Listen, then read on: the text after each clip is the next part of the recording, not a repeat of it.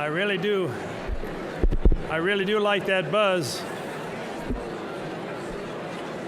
That noise is good. Noise is good. Thank you all very much. Thank you all very much for having the weather in your thinking all the way along.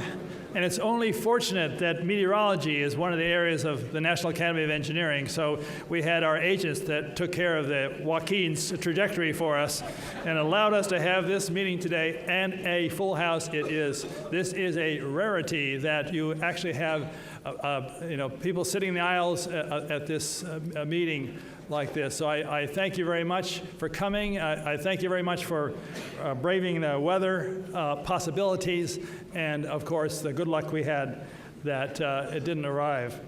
I really am honored to welcome all our new members and our foreign members and our special friends and guests at this 51st annual meeting of the National Academy of Engineering. I really offer my warmest welcome also to the newly elected members who we had a dinner last night, which I promised to them would be one of the best things the Academy ever did for them. And of course, today will be also one of the best things the Academy will ever do for them as well. And I also assure you that this induction day will, in fact, will be one you'll remember like last night. And a very special welcome to all the spouses of the members. You get a tremendous debt of gratitude because basically without your support, all the work we did to get into the Academy and to do the work of the Academy would not have happened. So thank you all very much. Now, last year actually was a year to remember for us. And there were a number of really interesting things about last year. First, of course, it was the 50th anniversary of the National Academy of Engineering. And that was the theme, basically, of the annual meeting a year ago. And it was really an excellent meeting, and people enjoyed it quite a lot, and gave us the time to reflect on the purposes of the Academy, how it was founded, and so forth. The second thing, of course, last year was the founding of the National Academy of Medicine. So the Institute of Medicine was transformed into the National Academy of Medicine. It's something like having an institute for research at a university and transforming that institute into a university. It's not a name change. It's actually a culture change of significant scale.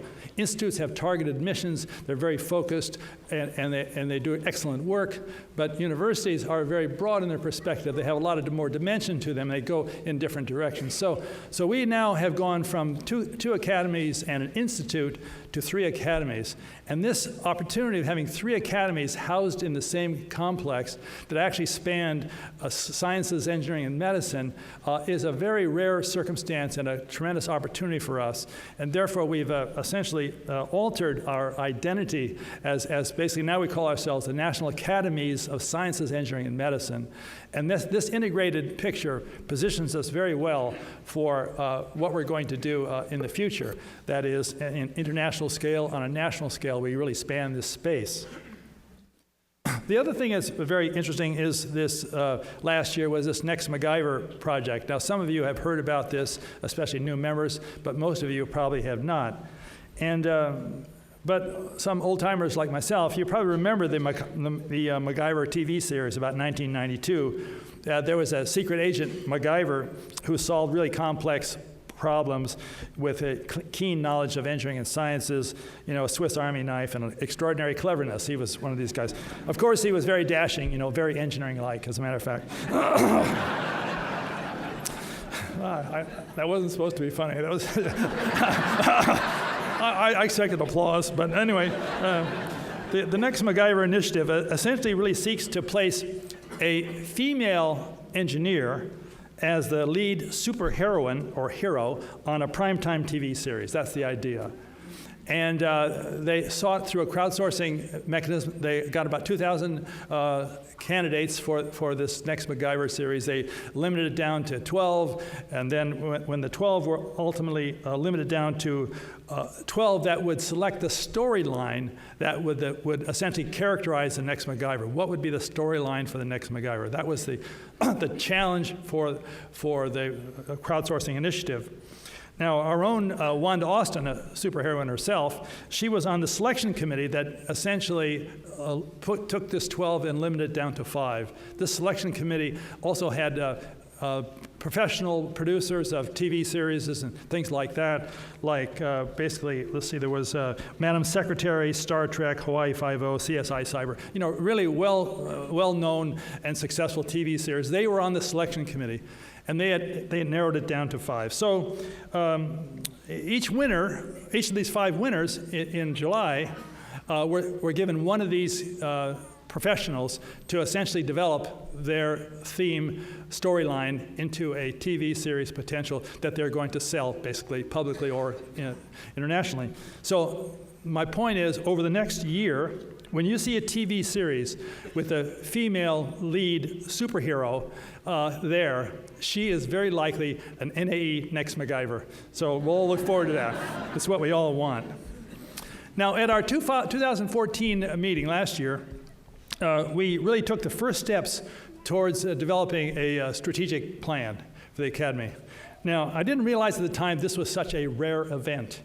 In fact, in our entire history, at that time, 50 years, we'd only had one strategic plan before, and that was created 16 years earlier on October the 2nd, 1999.